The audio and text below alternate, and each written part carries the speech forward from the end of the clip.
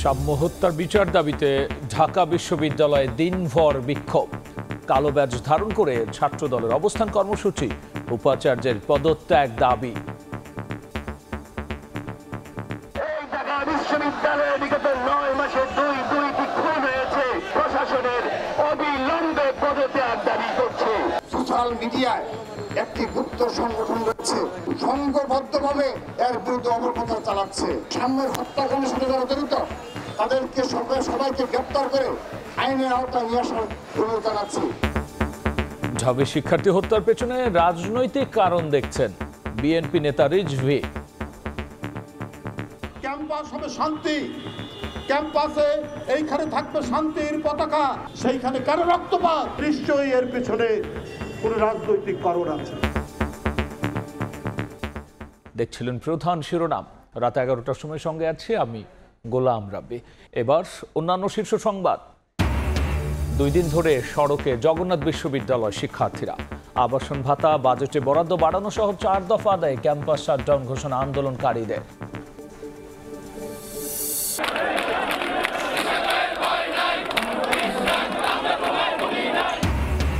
ইশরাককে মেয়রের শপথ পড়ানোর দাবিতে গণ অবস্থান, কর্মীরা নগর ভবনে ঢুকতে না পারায় কার্যক্রম ব্যাহত। দ্রুত দায়িত্ব বুঝে না দিলে ঢাকা অচলের হুঁশিয়ারি। তদবির বাণিজ্য সহ নানা অভিযোগ, 2 উপদেষ্টার সাবেক 3 ব্যক্তিগত কর্মকর্তা ও এনসিপির অব্যাহতিপ্রাপ্ত নেতা তানভীরকে গ্রেফতার দাবিতে বিক্ষোভ, তলব করেছে দুদক। 2 যুগের বেশি সময় পর মুক্তি পেলেন সাবেক 27 বিডিআর সদস্য। কাশিমপুরে কেন্দ্রীয় কারা ফটকে বরণ করলেন স্বজনরা, প্রিয়জনদের কাছে পেয়ে আবেগ আপ্লুত জওয়ানরা। এবং ঢাকার 2 সিটিতে বসছে 19টি পশুর হাট, পুরো দমে চলছে প্রস্তুতি। ঈদের আগের 3 দিন সহ 5 দিন চলবে বেচা কেনা, নিয়মের ব্যত্যয় হলে নেওয়া হবে কঠোর ব্যবস্থা।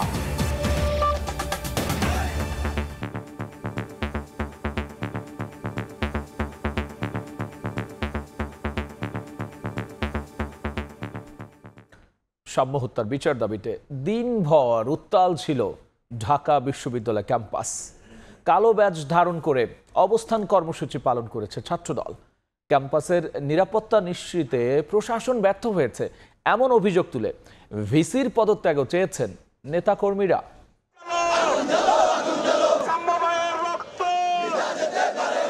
ঢাকা বিশ্ববিদ্যালয়ের শিক্ষার্থী ও ছাত্রদল নেতা শাহরিয়ার আলম সাম্য হত্যার বিচার দাবিতে স্লোগানে উত্তাল ঢাকা বিশ্ববিদ্যালয় ক্যাম্পাস।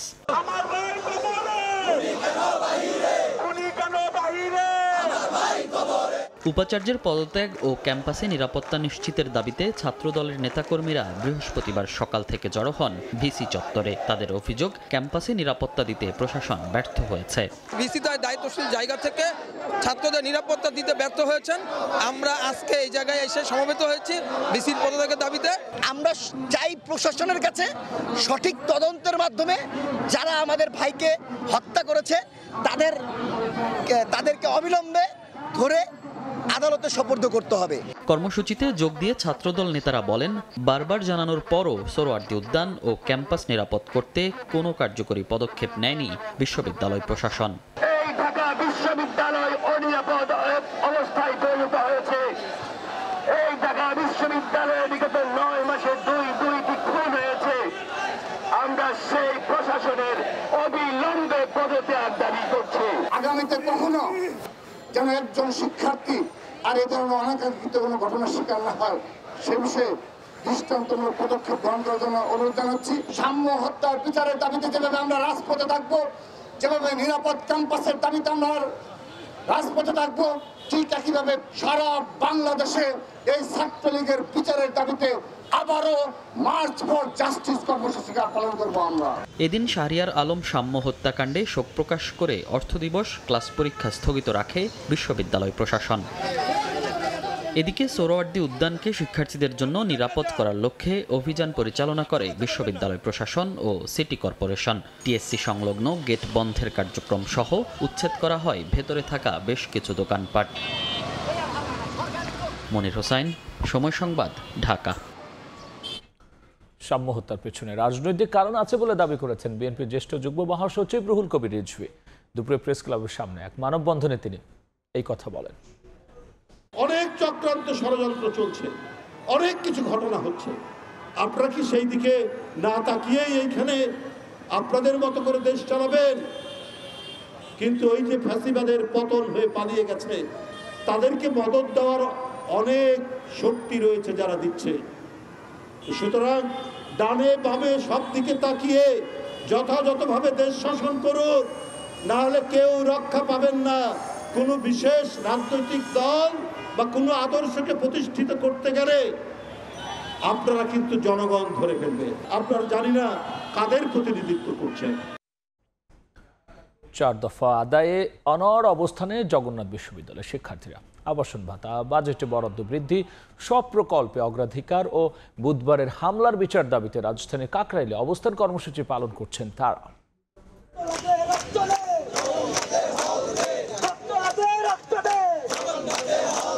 কেউ শুয়ে আছেন রাস্তায়, কেউ বসে আছেন, কেউ আবার স্লোগান দিয়ে উজ্জীবিত করছেন অন্যকে। আবাসন ভাতা, পূর্ণাঙ্গ বাজেট অনুমোদন সহ 4 দফা দাবিতে বৃহস্পতিবার দ্বিতীয় দিনের মতো রাজধানীর কাকরাইলে অবস্থান কর্মসূচি পালন করছেন জগন্নাথ বিশ্ববিদ্যালয়ের শিক্ষক শিক্ষার্থীরা। শুধু প্রতিশ্রুতি নয়, দাবি পূরণ না হওয়া পর্যন্ত ক্যাম্পাসে ফিরে যাবেন না বলে হুঁশিয়ারি দেন আন্দোলনকারীরা। আমাদের কোনো হল নেই, একটা যে হল আছে তাও মেয়েদের, তাও ব্যবস্থা খুব একটা ভালো না। আমাদের দাবিগুলো একদম যৌক্তিক। দেশের প্রত্যেকটা মানুষ আমাদের দাবিগুলোকে জানতেছে এবং তারা সবাই আমাদের দাবির পক্ষে। জগন্নাথ বিশ্ববিদ্যালয় শিক্ষক সমিতি কমপ্লিট শাটডাউন দিয়েছে। এদিকে গতকাল রাতে সরকারের ঊর্ধ্বতনদের সঙ্গে বৈঠকে ইতিবাচক সাড়া না পাওয়ার কথা জানান বিশ্ববিদ্যালয়ের শিক্ষক সমিতির সাধারণ সম্পাদক। কালকে সকাল থেকে সারা রাত্রি অবধি এখানে শিক্ষার্থীরা রাস্তা অবরোধ করে বসে থাকলো। সরকারের পক্ষ থেকে মিনিমাম যে দায়িত্ব সেটুকুও কিন্তু পালন করা হয়নি। বুধবার সকালে দাবি নিয়ে প্রধান উপদেষ্টার বাসভবন যমুনা অভিমুখে লং মার্চ করেন জগন্নাথ বিশ্ববিদ্যালয়ের শিক্ষার্থীরা। এক পর্যায়ে কাকরাইল মোড়ে তাদের আটকে দেয় পুলিশ। সেখানেই অবস্থান নিয়ে দিনভর আন্দোলন করেন ছাত্র শিক্ষকরা। তানভীর হাসান মেঘ, সময় সংবাদ, ঢাকা। ইশরাক হোসেনকে দক্ষিণ সিটির মেয়রের দায়িত্ব বুঝিয়ে দেওয়ার দাবিতে আজও গণ অবস্থান কর্মসূচি পালিত হয়েছে। দ্রুত শপথ গ্রহণের আয়োজন না করলে ঢাকা শহর অচল করে দেওয়ার হুঁশিয়ারি বিক্ষোভকারীদের। নগর ভবনের সামনে ঢাকাবাসীর ব্যানারে দ্বিতীয় দিনের মতো এই গণ অবস্থান। ফটক বন্ধ করে দিয়ে বিক্ষোভ চলায় ভেতরে যেতে পারেননি কোনো কর্মকর্তা কর্মচারী। এতে বন্ধ থাকে সিটি কর্পোরেশনের স্বাভাবিক কার্যক্রম। নির্বাচনী ট্রাইব্যুনালের রায়ের পরেও ইশরাক হোসেনকে কেন দায়িত্ব বুঝিয়ে দেওয়া হচ্ছে না তা নিয়ে প্রশ্ন তোলেন বিক্ষোভকারীরা। এই সরকার নিরপেক্ষ সরকার, কিন্তু তার কার্যক্রমে যেটা প্রতিমান হচ্ছে সেটা হলো যে নিরপেক্ষতা তার হারাচ্ছে। আমরা কঠোর থেকে কঠোর কর্মসূচি দেব। সেই কর্মসূচির মাধ্যমে হয়তো ঢাকা সহ সারা বাংলাদেশ অচল হয়ে যেতে পারে। এদিকে নগর ভবনের ভেতরে ঢাকাবাসীর ব্যানারে বক্তব্য দেন বিএনপির নেতাকর্মীরা। বলেন, অনতিবিলম্বে শপথ গ্রহণের আয়োজন না করলে ঢাকা শহরকে অচল করে দেওয়া হবে। বিনা ভোটে আর কতদিন থাকবেন অজুহাত দিয়ে? অজুহাত দিয়ে থাকার কোনো উপায় নেই। আগামীতে ঢাকা শহরে আমরা অলি গলিতে এর প্রতিবাদ অব্যাহত রাখবো যদি মেয়রকে শপথ নিতে আরো বিলম্ব করা হয়। আজকে তারা আদালতকে বৃদ্ধাঙ্গুল দেখিয়ে শপথ পড়াচ্ছে না। আগামী শনিবার বিক্ষোভ মিছিল কর্মসূচির ঘোষণা দেন বিক্ষোভকারীরা। বেলা 1টার দিকে নগর ভবনের সামনে থেকে চলে যান তারা। আয়েশা সিদ্দিক, সামিয়া, সময় সংবাদ, ঢাকা। প্রধান বিচারপতির সরকারি বাসভবন সহ রাজধানীর 9টি জায়গায় সভা সমাবেশ নিষিদ্ধ করে গণবিজ্ঞপ্তি জারি করেছে ডিএমপি। বিকেলে ডিএমপি কমিশনার শেখ মোহাম্মদ সাজ্জাদ আলী স্বাক্ষরিত এক গণবিজ্ঞপ্তিতে এই নির্দেশনা দেওয়া হয়। আর এতে বলা হয়, সম্প্রতি উদ্ভূত পরিস্থিতির পরিপ্রেক্ষিতে জনশৃঙ্খলা রক্ষার্থে ডিএমপি অর্ডিন্যান্স পরবর্তী নির্দেশ না দেওয়া পর্যন্ত প্রধান বিচারপতির সরকারি বাসভবন, বিচারপতি ভবন, জাজেস কমপ্লেক্স, বাংলাদেশ সুপ্রিম কোর্টের প্রধান গেট, মাজার গেট, জামে মসজিদ গেট, আন্তর্জাতিক অপরাধ ট্রাইব্যুনাল 1 ও 2 এর প্রবেশ গেট, বিচার প্রশাসন প্রশিক্ষণ ইনস্টিটিউট ভবনের সম্মুখে সভা সমাবেশ, মিছিল ও শোভাযাত্রা ও বিক্ষোভ করা যাবে না। কমিশন বাণিজ্য সহ দুর্নীতির অভিযোগে 2 উপদেষ্টার সাবেক এপিএস ও পিও এবং এনসিপির সাবেক নেতা গাজী সালাউদ্দিন তানভীরকে এবার দুদকের মুখোমুখি হতে হচ্ছে। তাদের আগামী 20 ও 21 মে তলব করা হয়েছে দুদকে। মাসখানেক আগে অন্তর্বর্তী সরকারের উপদেষ্টা আসিফ মাহমুদ সজীব ভুঁইয়ার সাবেক এপিএস মোয়াজ্জেম হোসেন ও স্বাস্থ্য উপদেষ্টা নূরজাহান বেগমের সাবেক ব্যক্তিগত কর্মকর্তা তুহিন ফারাবির বিরুদ্ধে শত কোটি টাকার তদবির বাণিজ্যের অভিযোগ ওঠে। একইভাবে এনসিপি থেকে অব্যাহতি পাওয়া সাবেক যুগ্ম সদস্য সচিব সালাউদ্দিন তানভীরের বিরুদ্ধেও কমিশন বাণিজ্যের অভিযোগ ওঠে। এসব অভিযোগের বিষয়ে গোয়েন্দা কার্যক্রম শেষে প্রকাশ্যে অনুসন্ধানের নামে দুদক গঠন করা হয় পৃথক 3টি কমিটি। এবার অভিযুক্ত 3 জন সহ স্বাস্থ্য উপদেষ্টার আরেক ব্যক্তিগত কর্মকর্তা ডাক্তার মাহমুদুল হাসানকে চলতি মাসে তলব করে নোটিশ দিয়েছে সংস্থাটি। তদবির বাণিজ্য, চাঁদাবাজি, টেন্ডার বাণিজ্য সহ নানাবিধ দুর্নীতি এবং অনিয়মের আশ্রয়ে নামে বেনামে অবৈধ সম্পদ অর্জনের অভিযোগে ইতিমধ্যে অনুসন্ধান কার্যক্রম শুরু হয়েছে এবং অনুসন্ধান দল এই অভিযোগ প্রমাণের জন্য সহায়ক রেকর্ডপত্রের জন্য অধিযাচনপত্র প্রেরণ করেছেন।